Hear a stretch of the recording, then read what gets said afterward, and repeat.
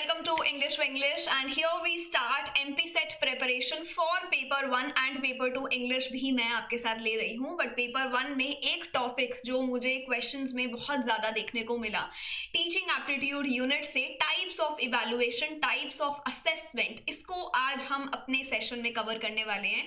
तो मैं बहुत क्रिस्प में चीज़ें आपको बताने वाली हूँ, रिविजन के लिए बहुत बेस्ट रहेगा। लास्ट में कुछ क्वेश्चंस भी मैं आपको यहाँ प्रैक्टिस करवा दूंगी। ये सेशन आपको सिर्फ MP सेट नहीं बल्कि आपके और भी जो सेट एग्जाम्स है वहां भी हेल्पफुल रहेगा और UGC नेट एग्जामिनेशन के लिए भी। एंड इसी के साथ साथ मेरा नाम अदिति है और मैं पेपर 2 इंग्लिश आपके साथ लेती हूँ और पेपर 1 में टीचिंग एप्टीट्यूड और reading comprehension. So definitely channel पर पहली बार आए हैं तो आप बिल्कुल सब्सक्राइब कर सकते हैं क्योंकि UGC नेट सेट PhD ये सारे अपडेट्स मैं आपके लिए यहाँ पर लेकर आती हूँ। अब हम सेशन को स्टार्ट करेंगे। आज के सेशन में कुछ असेसमेंट्स जो हम डिस्कस करने वाले हैं वो हैं formative, summative, placement, authentic, diagnostic, ipsative, criteria reference, norm reference. आप जब मुझसे एक बार सारे असेसमेंट्स समझ लेंगे उसके बाद अगर आप सिर्फ ये स्लाइड भी अपने पास रख लेते हैं तो भी मोर देन इनफ है क्योंकि इसमें सारी चीजें मैंने आपके लिए कंपाइल करके रख दी हैं। पहले हम एक एक असेसमेंट को अच्छे से समझते हैं, starting this with your types of assessment. ये हमारे टाइप्स हैं, ये आपको अच्छे से पता होनी चाहिए, फिर हम आगे चलेंगे।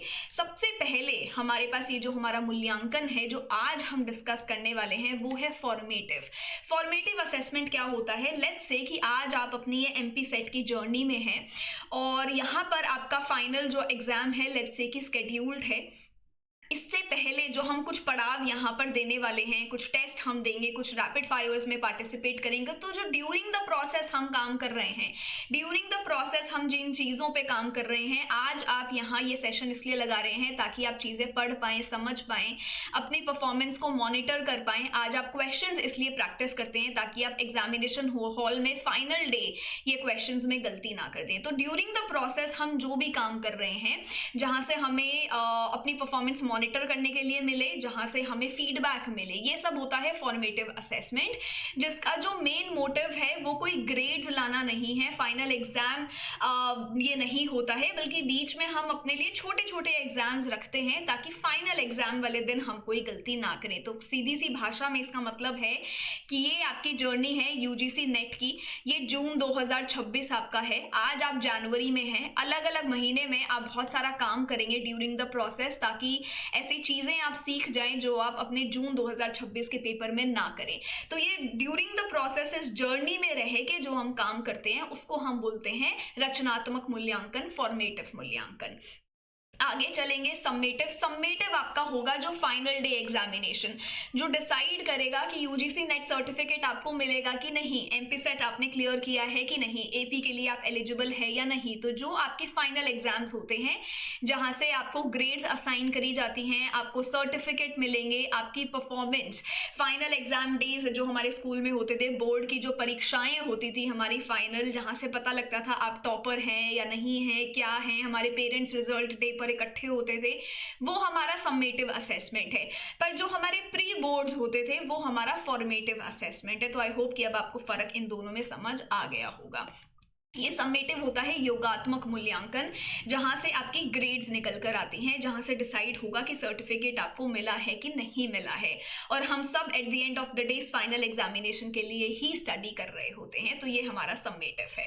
उसके बाद है पीयर असेसमेंट। आज लेट्स से कि आप इंग्लिश पर एक मॉक टेस्ट दे रहे हैं और आपका दोस्त भी वही मॉक टेस्ट दे रहा है। तो जब आप एक दूसरे की तैयारी में मिलजुल के काम कर रहे हैं, एक दूसरे की परफॉर्मेंस को इवैल्यूएट कर रहे हैं, एक दूसरे से सीख रहे हैं, तो वो आपका होता है पीयर असेसमेंट, कि साथ वाले के साथ में ये काम कर रहा हूं। ठीक है, ये आपको ध्यान में रखना है, जिसे हम बोलते हैं सहकर्मी मूल्यांकन। फिर एक आपका असेसमेंट होता है ऑथेंटिक असेसमेंट। जैसे कि लेट्स इमेजिन कि आप साइंस की क्लास में हैं और आपकी टीचर ने आपको बहुत सारी बातें समझाई, आपको फोटोसिंथेसिस के बारे में बताया, आपको प्लांट्स को स्टडी करना सिखाया और फिर आपको बोला कि आप जाके अब अपने घर की बागबानी में अपने एनवायरमेंटल फैक्टर्स क्या-क्या रहते हैं, उनका क्या इम्पैक्ट रहता है आपके घर के पौधों पर, उसको आप स्टडी करेंगे। तो जब हम हमारी थियोरेटिकल स्टडी को रियल वर्ल्ड सिचुएशंस में कैरी फॉरवर्ड कर लेते हैं, जहाँ पे हम टास्क को अप्लाई करके देख रहे हैं, नॉलेज एप्लीकेशन की बारी आती है, रियल वर्ल्ड नॉलेज हम लेकर जा रहे हैं, तो बेसिकली थियोरेटिकल को जब प्रैक्टिकल में हम लेकर जाते हैं, रियल जर्नी में रिफ्लेक्ट करते हैं, उसको हम बोलते हैं ऑथेंटिक असेसमेंट, प्रामाणिक मूल्यांकन। ये हो गया समझ में, याद हो जाएगा। उसके बाद हमारे पास है इप्सेटिव, बहुत ही अच्छा असेसमेंट है ये, इसको हम सेल्फ असेसमेंट भी बोल देते हैं। लेट्स से कि इंग्लिश विंग्लिश पर एक सीबीटी मॉक टेस्ट हो रहा है, English vinglish mock test number 1, आपने ये दिया, कुछ टाइम के बाद मॉक टेस्ट नंबर 2 हुआ, आप अपनी ही परफॉर्मेंस को कंपेयर कर रहे हैं कि फर्स्ट में मैंने कैसा परफॉर्म किया था, सेकंड में मैंने कैसा परफॉर्म किया। तो जब अपनी ही परफॉर्मेंस को हम हमारी पिछली परफॉर्मेंस से कंपेयर करें, कैलकुलेट करें, इवैल्यूएट करें, उसको हम बोलते हैं इप्सेटिव। सेल्फ मॉनिटर करना, सेल्फ असेस करना। जैसे अगर आप एक कॉम्पिटिटिव एग्जाम की तैयारी करते हैं, क्लैट की तैयारी करते हैं, कैट की तैयारी करते हैं, नेट की तैयारी करते हैं, या ये सेट की तैयारी करते हैं, तो आप इन सब में बहुत सारे मॉक टेस्ट देंगे अपने लिए। 1-2 महीने पहले दिया होगा, आज 5th नंबर मॉक टेस्ट दे रहे हैं, तो अपनी ही तैयारी को आप कंपेयर कर रहे हैं, उसको हम बोलेंगे इप्सेटिव। बट यही जब हम किसी और के साथ कंपेयर करेंगे तो वो होगा पीयर असेसमेंट। दोनों में डिफरेंस ध्यान रखना है। उसके बाद हमारे पास है क्राइटेरिया रेफरेंस्ड टेस्ट। आज जो आप है अपना ड्राइविंग लाइसेंस लेने जाते हैं और आप जो है वो अकेले ड्राइविंग लाइसेंस लेने जा रहे हैं कि कहीं ऐसा ना हो मैं अपने साथ वाले के साथ जाऊं और उसको मिल जाए मुझे ना मिले, ऐसा कुछ नहीं होता ना। आपको बस यहाँ पे जाके मिनिमम क्राइटेरिया फुलफिल करना है, एक टेस्ट है वो पास करना है, चाहे आप 10 लोगों के साथ जाए या एक इंसान जाए, आपका परफॉर्मेंस इम्पैक्ट नहीं करेगा बाकियों के परफॉर्मेंस से। यही होता है, बस एक मिनिमम सेट ऑफ क्राइटेरिया हमें फुलफिल करना है, वो होता है क्राइटेरिया रेफरेंस्ड टेस्ट।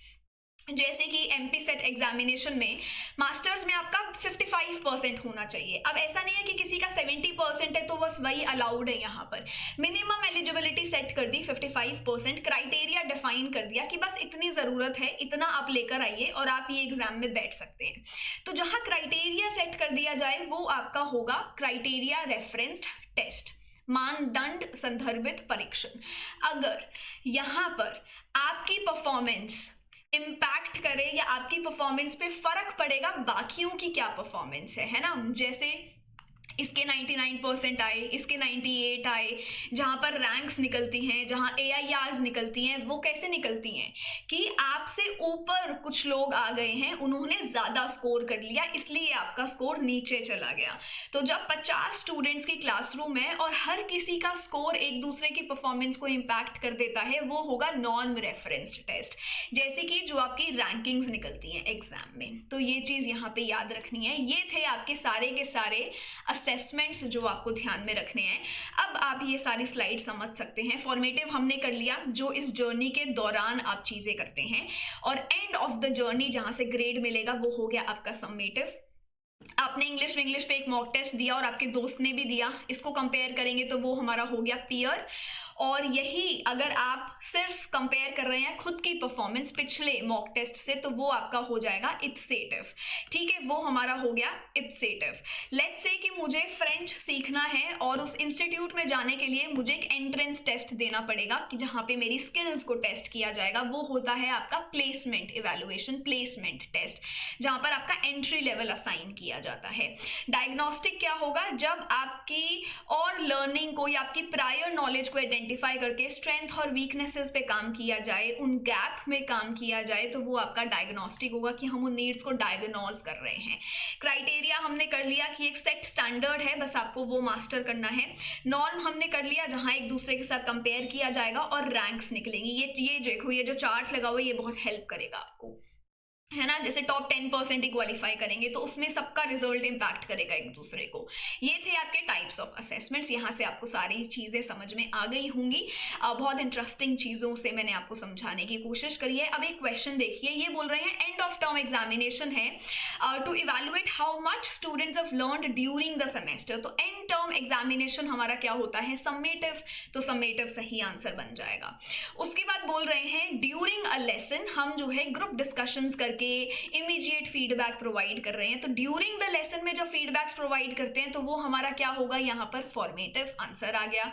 उसके बाद बोल रहे हैं कि कहाँ पे बच्चा अपनी प्रोग्रेस को कंपेयर करेगा पिछली परफॉर्मेंस से। तो इंग्लिश पे मैंने मॉक टेस्ट नंबर 4 दिया और आज 6 दिया, तो मैं कंपेयर कर रही हूँ।